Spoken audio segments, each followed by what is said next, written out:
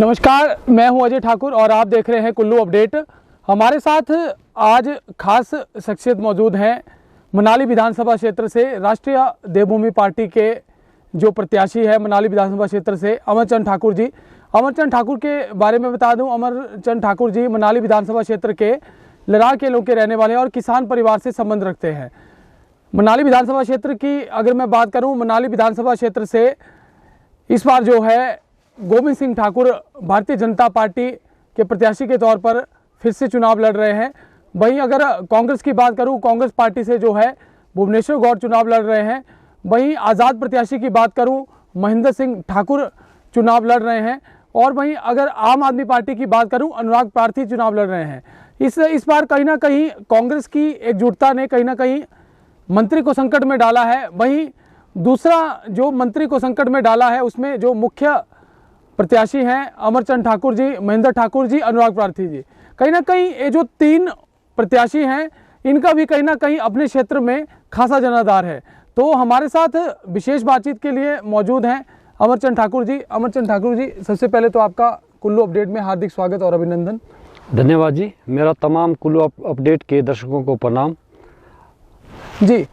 बात अगर आप राष्ट्रीय देवभूमि पार्टी से आप चुनाव लड़ रहे हैं, आखिर क्यों आपने ये जो चुनाव लड़ने का फैसला किया?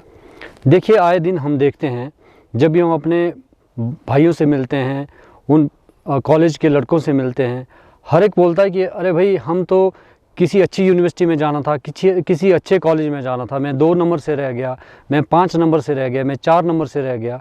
बस ये चीज़ें ही हमारे को इस मुकाम तक लाने में, इन चीज़ों की वजह से हम इस चीज़ के पीछे आए, इस राजनीति के पीछे आए।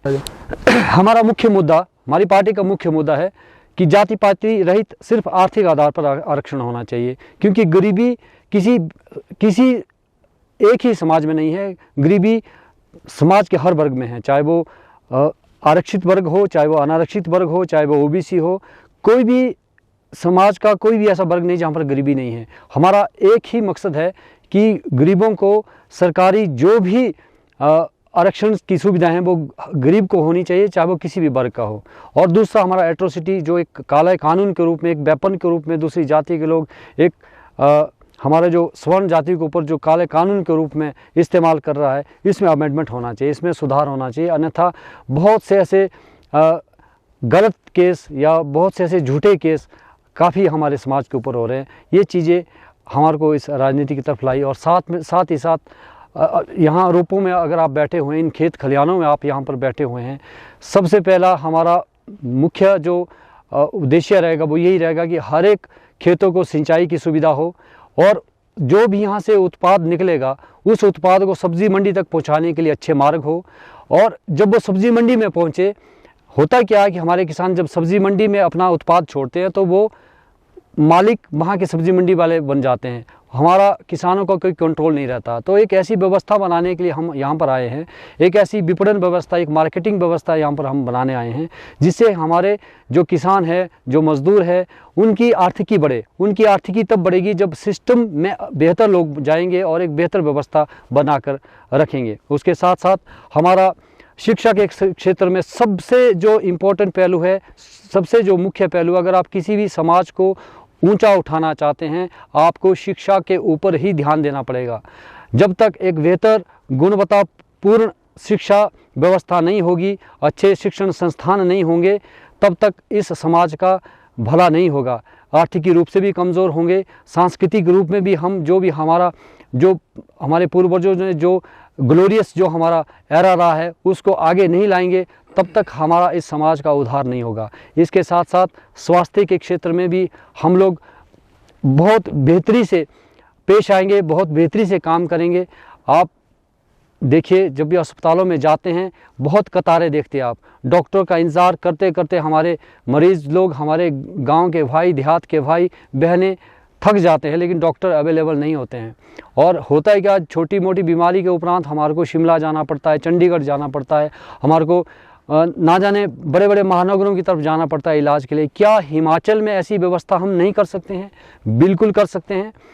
बेशक बड़ा बड़ा इंफ्रास्ट्रक्चर ना हो, छोटा हमारा अस्पताल हो लेकिन व्यवस्थाएं सारी हो, चाहे एमआरआई, चाहे सीटी स्कैन या दूसरा जो भी मैकेनिज़्म जो भी हमारा हेल्थ सेक्टर में यूज़ होता है, इंटरनेशनल लेवल का लेटेस्ट यहाँ पर स्थापित करना चाहिए, जिससे कि हमारे जो लोग हैं, गांव देहात के लोग हैं, उनको सही इलाज मिले। और सबसे इम्पोर्टेंट चीज़, शिक्षा स्वास्थ्य मुफ्त होना चाहिए, फ्री होना चाहिए, ताकि एक बुज़ुर्ग भी ऐसा मतलब डिपेंड ना रहे परिवार के ऊपर, अपने बच्चों के ऊपर या समाज के ऊपर।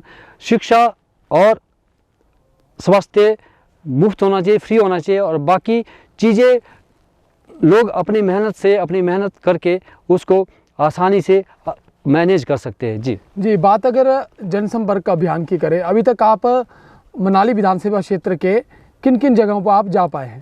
लगभग हमने पूरा मनाली विधानसभा का क्षेत्र पूरा कर लिया है एक बार।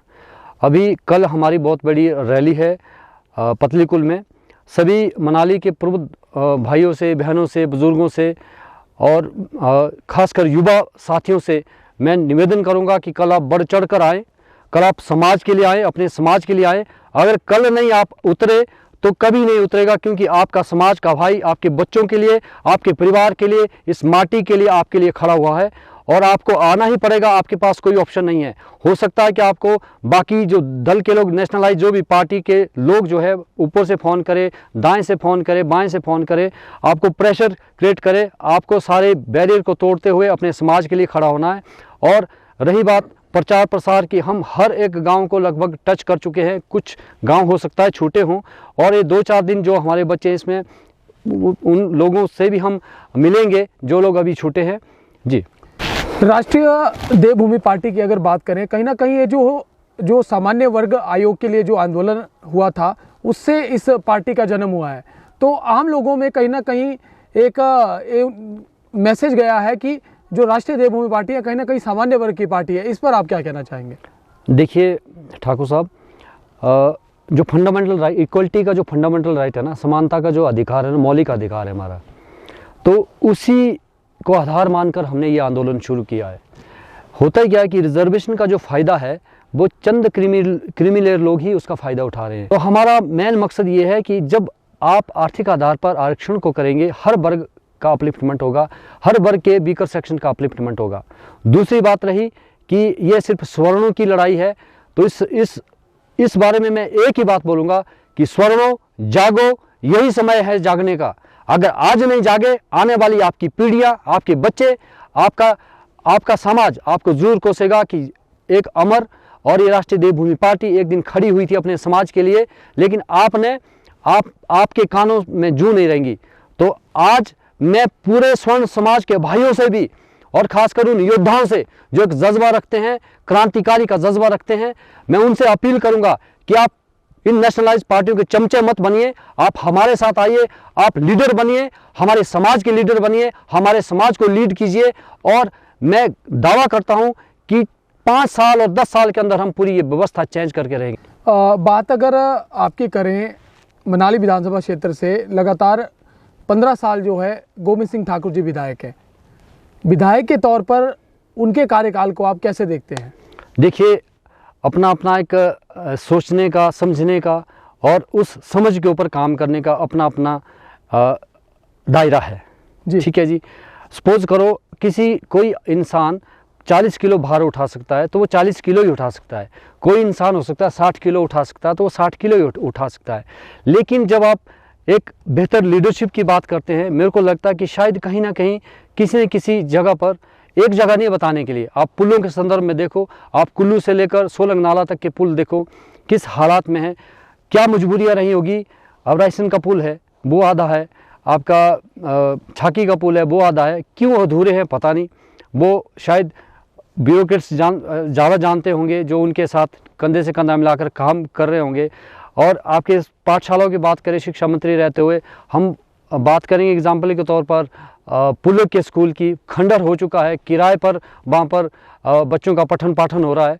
तो कहीं ना कहीं चीज़ें पता नहीं उनसे हो नहीं पा रही हैं, या वो अपने आप को असमर्थ हो पा रहे हैं, और इसी का परिणाम शायद इस इलेक्शन में ज़रूर देखने को मिलेगा।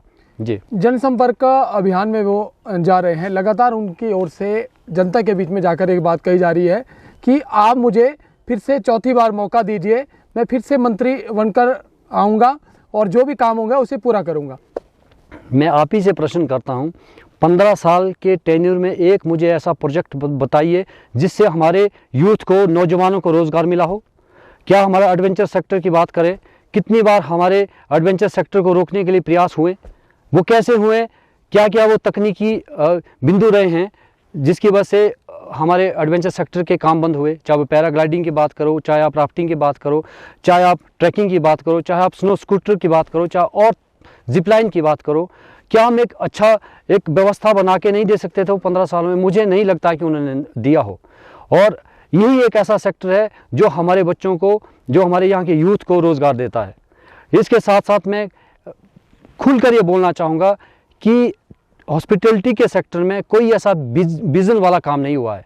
और अगर आज हमारा यूथ पढ़ाई करने के बाद भी गलियों में दर दर भटक रहा है रोज़गार के लिए, तो इसके पीछे एक ही कारण है, वो हमारी पुअर लीडरशिप, वीक लीडरशिप। हम किसी व्यक्ति विशेष के खिलाफ नहीं है, किसी लीडर्स के खिलाफ नहीं है, हम नीतियों के खिलाफ है। जब तक बेहतर नीतियां नहीं आएगी, चाहे वो हॉस्पिटैलिटी सेक्टर की बात करें, चाहे टूरिज्म सेक्टर की बात करें, चाहे हेल्थ सेक्टर की बात करें, चाहे एजुकेशन सेक्टर की बात करें, चाहे सर्विस सेक्टर की बात करें, सर्विस सेक्टर से लीजिए आप, चाहे ओपीएस की बात करें, ये कोरी कल्पनाएं हैं। 5 साल बीत गए, ओपीएस नहीं लाया, आज बोलते हैं कि बीजेपी ला सकती है और कोई नहीं ला सकता। कोई नहीं ला सकता, सिर्फ राष्ट्रीय देवभूमि पार्टी ही ला सकती है, क्योंकि हमारे पास सबसे इंपॉर्टेंट चीज़ है हमारा जो 29 सूत्रीय जो कार्यक्रम है, उसमें जो भी हमने मैनिफेस्टो में चीज़ें डाली है, वो चीज़ें तो डाली है, लेकिन उसके ऊपर हमने ये भी डाला हुआ है कि हम इसके लिए फंड कैसे जनरेट करेंगे। इंपॉर्टेंट चीज़ फंड जनरेशन की है। फंड कहाँ से आएगा? अब बड़ी बड़ी हज़ारों करोड़ की, लाखों करोड़ की अगर योजनाएं का शिलान्यास करते इलेक्शन से पहले आप कई उपदान लोगों को देते हैं, कई चीज़ें बांटते आप। क्या 5 साल पहले लोगों को वो ज़रूरतें नहीं थी? क्या वो 3 साल पहले नहीं हो सकता था? क्या वो उनके सत्ता में आते ही नहीं हो सकता था? आज कुल्लू की जनता, हिमाचल की जनता और मनाली की जनता ये समझ चुकी है कि हमें सिर्फ और सिर्फ राजनीतिक षड्यंत्रकारी लोगों के साथ ना जाकर ऐसे लोगों के साथ जाए जो इस माटी से जुड़े हैं, जो इस एडवेंचर सेक्टर से जुड़े हैं, जो हॉस्पिटैलिटी सेक्टर से जुड़े हैं, ऐसे लोगों के साथ जाना पड़ेगा। मैं 2 चीज़ और जोड़ूंगा। हम होमगार्ड भाइयों के लिए उनके लिए एक बहुत ही अच्छी योजना लाए हैं। वो योजना ये है कि उनको भी बाकी एम्प्लॉयज़ की तरह एक पूरी तनख्वाह मिले, पूरा उनको भत्ते मिले, पूरी उनको वो फैसिलिटी मिले जो दूसरे एम्प्लॉयज़ को मिलती है। क्या हमारे होमगार्ड के भाई दिन रात, सर्दी गर्मी, रात दिन, क्या वो इस देश की सेवा नहीं करते हैं? क्या उनके समय की कोई वैल्यू नहीं है? हम अगर सत्ता में आते हैं, सबसे पहले होमगार्ड भाइयों का हम पूरे सामान के साथ उनका जो खोया हुआ सामान है उसको लाएंगे। और साथ में एजुकेशन डिपार्टमेंट में आपके आईटी जो इंस्ट्रक्टर्स हैं, जो स्कूलों में एजुकेशन इम्पार्ट करते हैं, आईटी की जो एजुकेशन इम्पार्ट करते हैं, सबसे इंपॉर्टेंट चीज़ है आज के इस युग में आईटी। लेकिन वहाँ पर जो इंस्ट्रक्टर्स हैं, वहाँ पर जो आईटी का एजुकेशन इम्पार्ट करते हैं, वो भी बेचारे ठेके पर है। क्या उनको व्यवस्था में नहीं ला सकते? बिल्कुल ला सकते हैं। सिर्फ रोना ये चीज़ है क्योंकि जहाँ से हमारी सरकारों को इनकम जनरेट होनी है, उनको व्यवस्था में लाया नहीं गया है। चाहे वो एडवेंचर सेक्टर हो, चाहे वो हॉस्पिटैलिटी का सेक्टर हो, चाहे वो आपका हाइड्रो का हो। क्या हाइड्रो को ठेके पे देना ज़रूरी था? अगर गवर्नमेंट खुद ऑपरेट करती, ना जाने कितना रेवेन्यू जनरेट होता, हमारे गवर्नमेंट एम्प्लॉयज़ को रेवेन्यू भी मिलता, और हो सकता है कि कंसर्न जहाँ पर जो हाइड्रो लगे हुए कंसर्न पंचायतें, कंसर्न इलाके को शायद रॉयल्टी भी मिलती। तो मेरा यही कहना है कि ये जो सरकारें हैं, ये जो नेशनलाइज पार्टियां हैं, इनका हुक्मरान दिल्ली में बैठे हुए, जब तक वो दिल्ली से दाएं बाएं लेफ्ट राइट नहीं इनको करेंगे, तब तक ये कुछ नहीं करेंगे। ये यहाँ पर सिर्फ कुछ मोदी जी के भक्त बन गए, कुछ आपके राहुल जी के भक्त बनकर ही उनकी उपासना में लगे रहेंगे। मेरे भाइयों, हम हिमाचल के हैं, इस देवभूमि से हैं, और हमारे आप मैनिफेस्टो के ऊपर देखो, हमारे ब्रोशर के ऊपर देखो, किसी इंसानों के फोटो नहीं है, सिर्फ हमारे देवी देवताओं के फोटो है। उनके आशीर्वाद से ही हम आपके बीच में हैं, और उन्हीं की शक्ति हमें यहाँ पर लाई है कि हमें इलेक्शन लड़ना है। और जैसे कैसे करके ये जो काली नीतियाँ हैं, जो ये गलत नीतियाँ हैं, जो ये कुचक्र हमारे ऊपर फूट डालो शासन करो की नीति ये लीडर लोग अपना रहे हैं, इसको हम दूर करेंगे। और तब तक नहीं मानेंगे जब तक ये दूर नहीं होंगे। एक सुव्यवस्था, एक बेहतर व्यवस्था लाएंगे। इसके लिए मैं तमाम हिमाचल के पत्रकार बंधुओं से भी निवेदन करूंगा कि आप भी कंधे से कंधा मिलाकर हमारे साथ जुड़िए, और जब व्यवस्था सही होगी हर एक को उसके समय की कीमत मिलनी चाहिए, चाहे वो पत्रकारिता का क्षेत्र हो, चाहे वो लेबर हो, चाहे वो हमारा कर्मचारी हो, चाहे वो मंदिर का पुजारी हो, चाहे वो किसी भी क्षेत्र का काम करने वाला हो। मैं तो बोलता हूं जब 60-65 साल का हो उसको भी एक ऐसा भत्ता मिलना चाहिए सरकार की तरफ से, ताकि वो ये चिंता ना करे कि मेरा बच्चा आने वाली पीढ़ियां क्या उसका भरण पोषण करे, पालन पोषण करे, उसका स्वास्थ्य देखे, उसका हाल चाल देखे, वो बिल्कुल स्वाभिमान के साथ हमारा नागरिक जिए। यही कामना है हमारी और यही हमारा मुद्दा है, और इसी के लिए हम इलेक्शन में हैं। हो सकता है कि चंद जो राजनीतिक बड़े बड़े घराने हैं वो हमारे लोगों के पीछे पड़े कि आप यहाँ मत जाओ, आप वहाँ मत जाओ। आप कल 7 तारीख को हमारे पतलीकुल में उस महारैली में जरूर आइए, जिसमें हर एक स्वर्ण आएगा, हर एक वर्ग का लोग आएंगे और अपने अपने विचार भी रखेंगे और विचार भी सुनेंगे। और अंत में मैं एक ही बात बोलूँगा कि जिस तरह भगवान श्री कृष्ण ने महाभारत के रण में असत्य को पराजित करके सत्य को जिताया था, उसी तरह से जो ये बांसुरी हमारा प्रतीक चिन्ह है, जो बांसुरी हमारी राष्ट्रीय देवभूमि पार्टी का चुनाव चिन्ह है, आप तमाम मनाली के भाई बहनें, बुजुर्ग और खासकर युवा शक्ति पूरे जोश के साथ इस बटन को दबाएंगे और हमें विधानसभा भेजेंगे। विधानसभा में सिर्फ वो अमर की आवाज़ नहीं होगी, वो पूरे कुल्लू घाटी के उन तमाम रीति रिवाजों की आवाज़ होगी, इस माटी की आवाज़ होगी, उन बहनों की आवाज़ होगी, उन भाइयों की आवाज़ होगी, उन बुजुर्गों की आवाज़ होगी। तो अंत में मैं यही बोलूँगा, 18 करोड़ जयकार। हमारे साथ इन तमाम देवी देवताओं का आशीर्वाद रहे और साथ में तमाम हमारे मनाली वासियों का आशीर्वाद रहे। धन्यवाद। आपका कुल्लू अपडेट से बातचीत करने के लिए आभार। तो ये थे हमारे साथ राष्ट्रीय देवभूमि पार्टी के मनाली विधानसभा क्षेत्र से प्रत्याशी अमरचंद ठाकुर जी। उनका कहीं ना कहीं कहना है कि राष्ट्रीय देवभूमि पार्टी जो है व्यवस्था में बदलाव लाना चाहती है, और ताकि जो है सभी आम जनता हो, चाहे वो किसी भी वर्ग का हो, सामान्य वर्ग हो या किसी अन्य वर्ग का हो, सबको जो है उस बेहतर व्यवस्था का लाभ मिल पाए। कहीं ना कहीं वो जो है मनाली विधानसभा क्षेत्र से अपनी जीत के आसपास दिखे।